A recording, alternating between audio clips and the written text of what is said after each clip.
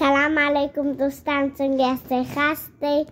نو ما مې پلار صاحب یو ځل فیسبوک کې لیدلې وه چې په وایي چې سیلابونه راغلي. ما ورته ویل کوم ځای کې؟ بغلان کې ملخصۍ ده. وایي کورونه چپه شوي دي او وایي خلک پکې ډېر ژوبل کړي دي. او بل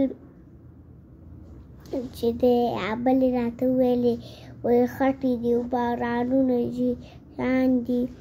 او وایي دا اخر کې راته په دې باره کې جوړ کړه او بل ملخصې ده جوړه کړم. او بل یې راته ویل چې یو صورت هم پکې وویل. نو کوم صورت ته ویل؟ قل اعوذ برب الفلق ورته ویل. بسم الله الرحمن الرحیم.